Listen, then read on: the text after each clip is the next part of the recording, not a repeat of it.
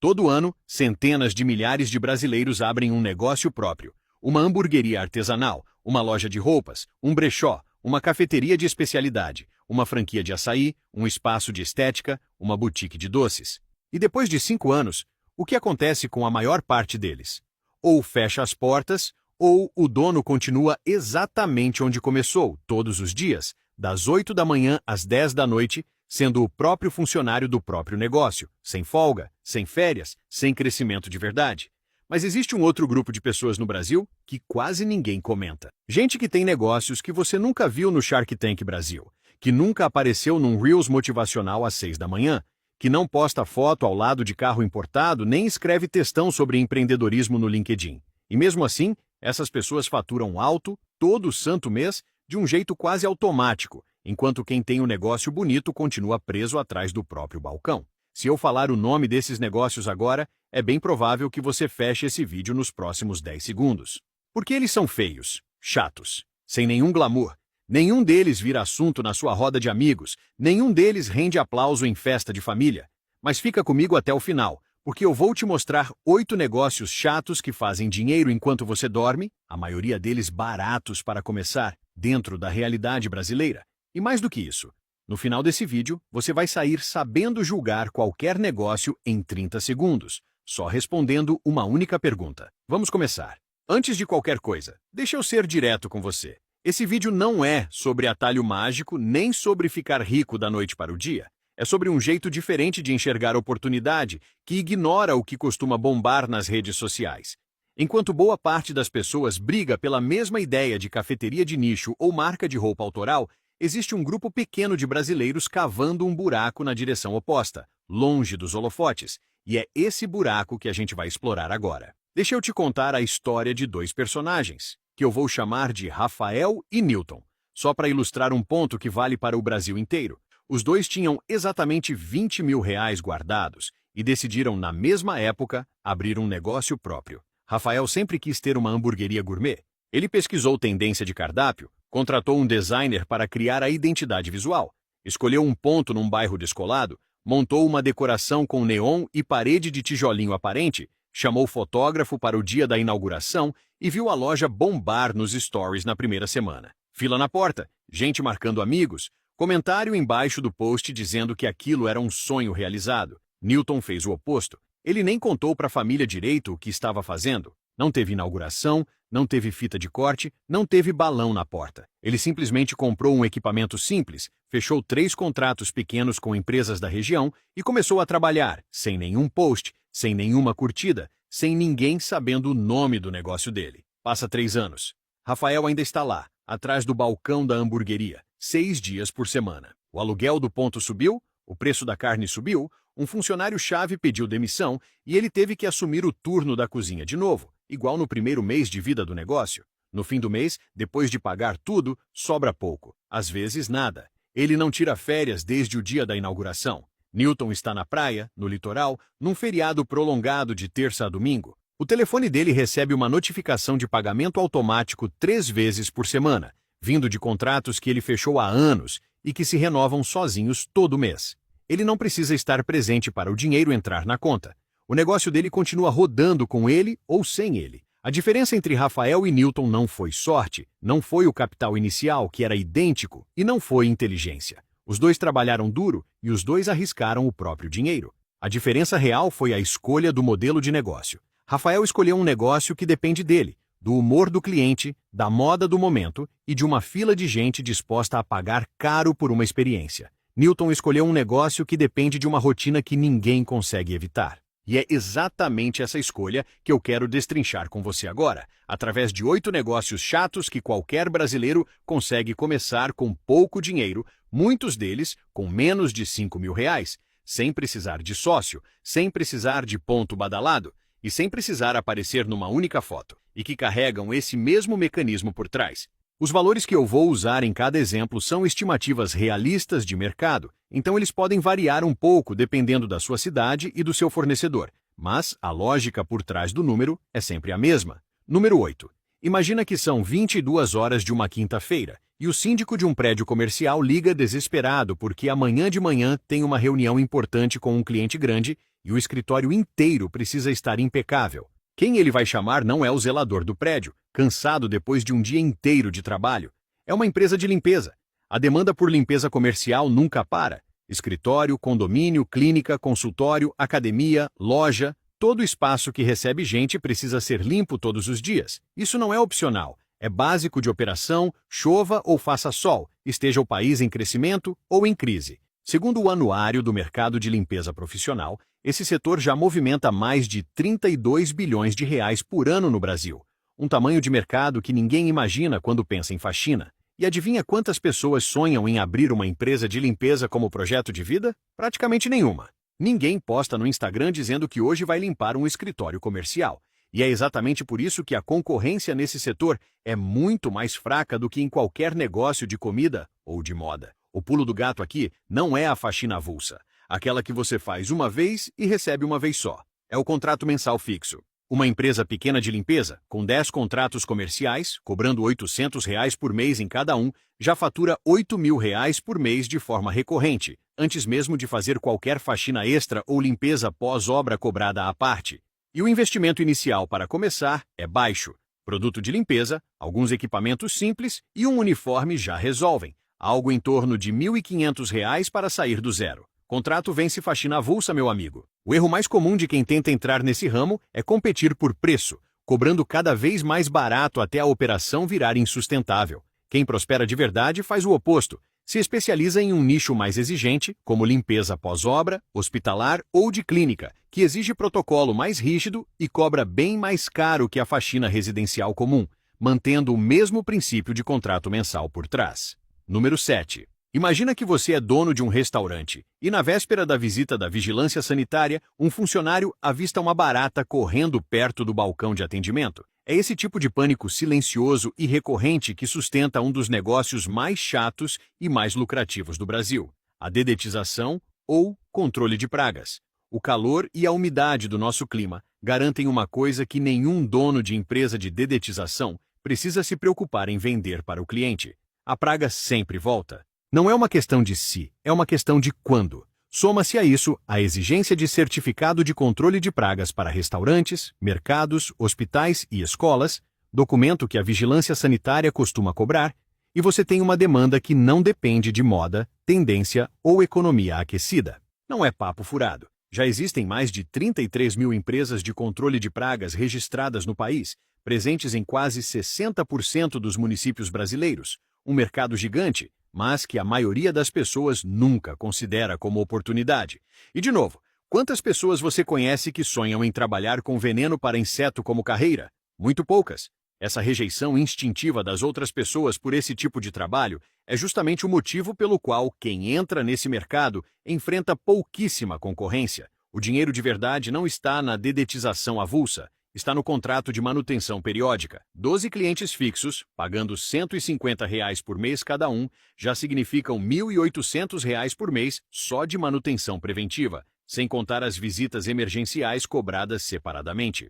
O equipamento básico de pulverização e a certificação necessária para atuar custam, para começar, algo em torno de R$ 3.000. Ninguém filma isso para o Instagram, mas o extrato bancário não liga para isso. E tem um detalhe que poucos percebem. Uma vez que a empresa de dedetização já está dentro de um restaurante ou de um mercado, fica muito fácil vender serviços complementares para o mesmo cliente, como sanitização de caixa d'água ou controle de roedores, aumentando o valor de cada contrato sem precisar sair correndo atrás de cliente novo o tempo inteiro. O cliente que já confia em você vira a fonte mais barata de faturamento extra que existe. Número 6.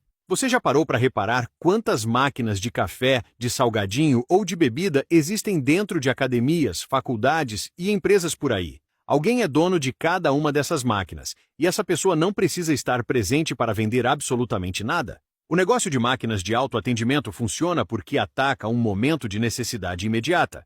A pessoa está com fome ou com sono, está sem tempo de sair do prédio, e a máquina está ali, ligada, 24 horas por dia, 7 dias por semana, sem pedir salário, sem faltar por doença, sem pedir aumento no fim do ano. A barreira de entrada é o custo do equipamento, não é competência técnica nem talento especial. E isso afasta boa parte da concorrência que prefere negócios que dão status e reconhecimento social. E o espaço para crescer é real. Hoje, o Brasil tem uma máquina de autoatendimento para cada 4.000 habitantes, enquanto no Japão, essa proporção é de uma máquina para cada 23 pessoas. Ou seja, o mercado brasileiro ainda está longe de saturado. Uma máquina bem posicionada, dentro de uma empresa com bom fluxo de pessoas, consegue faturar em torno de R$ 300 líquidos por mês, já descontada a reposição dos produtos. Com apenas 5 máquinas espalhadas em pontos estratégicos, isso já vira R$ 1.500 por mês. Escale para 20 máquinas e você está falando de R$ 6.000 por mês, sem estar fisicamente em nenhum dos 20 lugares ao mesmo tempo. Uma máquina usada, para começar, custa a partir de R$ 2.500 e uma nova pode passar de R$ 8.000, dependendo do modelo. O detalhe que separa quem ganha dinheiro de verdade nesse negócio de quem só compra uma máquina e se frustra é a escolha do ponto. Uma máquina jogada num corredor vazio não vende nada, por mais bonita que seja. Já uma máquina negociada dentro de uma empresa com 200 funcionários, num corredor de passagem obrigatória, perto do relógio de ponto ou da copa, vende sozinha, o dia inteiro, sem esforço nenhum do dono depois da instalação. Número 5. Imagina uma pousada na praia, no meio da alta temporada, com o quarto de roupa de cama e toalha se acumulando porque a lavanderia interna não dá conta do volume de hóspedes. Esse tipo de sufoco operacional é recorrente, é previsível, e é exatamente o motivo pelo qual a lavanderia comercial é um dos negócios mais estáveis que existem no Brasil. Hotel, pousada, academia, clínica de estética e hospital precisam lavar roupa de cama, toalha e uniforme todos os dias. Isso não é luxo. É a operação básica do negócio deles. Terceirizar esse serviço para uma lavanderia comercial costuma ser mais barato do que manter máquina industrial, funcionário e manutenção internamente, então esses estabelecimentos preferem pagar um contrato mensal fixo a lidar com esse problema sozinhos, todos os dias, dentro de casa. Um contrato com apenas 3 pousadas de porte médio, pagando R$ 1.200 por mês cada uma, já resulta em R$ 3.600 por mês de receita recorrente, com o volume de trabalho previsível e organizado, longe da instabilidade de depender de cliente avulso que aparece uma vez e nunca mais volta. Uma lavadora industrial de entrada, para começar pequeno, custa por volta de R$ 6.000. E aqui mora um detalhe que faz esse negócio escalar bem. Uma vez que você conquista a confiança de uma pousada, fica mais fácil fechar contrato com a pousada vizinha, ou com outra unidade da mesma rede em outra cidade, porque o dono já viu o serviço funcionando de perto. A logística de coleta e entrega pode ser a mesma rota para vários clientes no mesmo dia, o que reduz o custo por cliente conforme a operação cresce. Número 4. Imagina um pequeno empreiteiro que fechou uma obra de reforma e precisa, só por 15 dias, de uma betoneira profissional. Ele não vai comprar um equipamento de R$ 7.000 para usar durante 2 semanas e depois deixar parado no quintal. Ele vai alugar. O negócio de aluguel de equipamentos para construção, como andaime, betoneira, compressor e gerador, existe exatamente porque a maioria das obras é temporária, mas o equipamento é caro e ocupa espaço. Quem compra o equipamento uma única vez e aluga repetidamente para dezenas de clientes diferentes ao longo dos meses, transforma um gasto único em uma fonte de receita repetida e crescente. Uma betoneira alugada a R$ 150 por dia, funcionando 15 dias dentro de um mês, já gera R$ 2.250 só com aquele equipamento. Multiplique isso por vários equipamentos diferentes rodando ao mesmo tempo, para clientes diferentes, em obras diferentes, e você entende por que esse é um dos negócios mais silenciosos e mais lucrativos da construção civil brasileira. O investimento para o primeiro equipamento gira em torno de R$ 7.000, e ele começa a se pagar já nas primeiras semanas de locação. O cuidado principal aqui é tratar manutenção como prioridade, não como gasto secundário. Um equipamento bem cuidado aluga por anos e continua gerando receita, enquanto um equipamento maltratado quebra na mão do cliente, gera prejuízo com o conserto e mancha a reputação do dono junto às construtoras da região, que são poucas e conversam entre si. Número 3. Você sabe qual foi a primeira coisa que você usou hoje de manhã, antes até de checar o celular? Provavelmente foi água. E é justamente por causa dessa banalidade que a distribuição de água mineral e a troca de botijão de gás para empresas é um dos negócios mais chatos e mais estáveis que existem no país. Escritório, salão de beleza, consultório e pequeno comércio precisam de galão de água todo santo mês. Isso não é opcional. É necessidade básica, chova ou faça sol, esteja a economia em alta ou em crise. Ninguém sonha em ter uma empresa de entrega de galão de água como projeto de vida, E é exatamente essa falta de apelo emocional que mantém a concorrência baixa nesse nicho, apesar da demanda ser gigante e constante. Uma rota simples, com 60 clientes fixos pagando R$ 25 por galão trocado por mês, já representa R$ 1.500 por mês só com esse serviço, com a possibilidade de somar a troca de botijão de gás na mesma rota e no mesmo veículo, multiplicando o faturamento sem multiplicar o esforço nem o tempo gasto na rua. Uma moto com um carrinho adaptado para começar essa rota custa em torno de R$ 4.000. Assim como no exemplo da dedetização, o segredo está no cruzamento de produtos dentro da mesma visita. Quem já entrega galão de água para um escritório também consegue vender filtro e material de copa e cozinha, aumentando a venda a cada parada, sem gastar um centavo a mais de combustível ou de tempo de deslocamento. Número 2. Imagina uma dona de salão de beleza que ainda organiza os agendamentos dos seus clientes num caderno de capa dura, perdendo horário, esquecendo o retorno de cliente e brigando com a própria agenda toda semana. Esse tipo de dor, pequena e recorrente, é a base de um dos negócios chatos mais poderosos da era digital, o microsoftware ou o micro-SaaS, feito para nichos bem específicos. Diferente de um aplicativo genérico e gigante, o micro-SaaS resolve um problema bem específico de um nicho bem específico, como agenda para salão de beleza, controle de estoque para oficina mecânica ou ficha de cliente para pet shop. A concorrência é baixa justamente porque as grandes empresas de tecnologia acham esses nichos pequenos demais para se importar, e a maioria dos programadores prefere projetos mais chamativos do ponto de vista técnico, não um sistema simples de agenda. Isso ajuda a explicar um número que impressiona. Um levantamento da FGV em parceria com a ABDI mostra que mais de 66% das micro e pequenas empresas brasileiras ainda estão nos estágios iniciais de maturidade digital. A imensa maioria ainda resolve tudo no caderno ou na planilha, exatamente como a dona de salão do nosso exemplo. 40 salões de beleza pagando uma assinatura de R$ 99 por mês para usar um sistema simples de agendamento já significam R$ 3.960 por mês, cobrados automaticamente todo mês, sem que o dono do software precise fazer praticamente nada além de manter o sistema funcionando e responder alguma dúvida ocasional. E o custo inicial para criar essa primeira versão, usando o próprio computador e ferramentas simples, é bem baixo. O gasto real ali é tempo e aprendizado, não dinheiro. O que torna esse negócio ainda mais interessante é a preguiça natural do ser humano em trocar de sistema depois que já se acostumou com um. Uma vez que o salão de beleza organiza toda a agenda, o histórico de cliente e o financeiro dentro do seu sistema, trocar para outro concorrente dá trabalho, gera medo de perder informação e exige tempo de adaptação. Então, o dono do salão simplesmente continua pagando a assinatura, mês após mês, ano após ano, sem nem cogitar procurar outra opção no mercado. E agora, chegamos no número 1. E aqui, eu preciso ser completamente honesto com você. O número 1 dessa lista não é um negócio, é um princípio.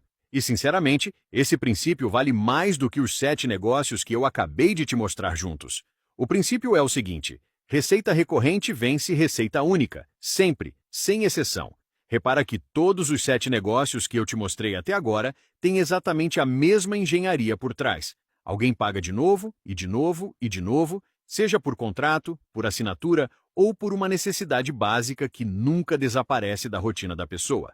Não importa se é limpeza, dedetização, máquina de autoatendimento, lavanderia, aluguel de equipamento, água e gás, ou um pequeno software. O produto muda, o público muda, mas o mecanismo por trás do dinheiro é idêntico. Negócio de sucesso não é o negócio mais bonito, mais fotogênico ou mais elogiado nos comentários de uma rede social. É o negócio em que o cliente é obrigado, pela própria rotina da vida dele, a pagar de novo no mês seguinte, sem precisar ser convencido outra vez. Localização e sistema vencem execução pessoal. O dono de um negócio recorrente de verdade não deveria estar fazendo o trabalho manual todos os dias. Ele deveria estar construindo contratos e sistemas que continuam rodando mesmo quando ele não está olhando, mesmo quando ele está dormindo, mesmo quando ele está na praia. Se você aplicar só esse filtro antes de entrar em qualquer negócio, seja ele qual for, e se perguntar sempre a mesma coisa, esse negócio vai me pagar uma vez ou vai me pagar todo mês, você já elimina, sozinho, a grande maioria das oportunidades medianas que aparecem no seu caminho todos os dias. Isso não significa que negócio bonito, de moda, de vitrine, seja sempre ruim.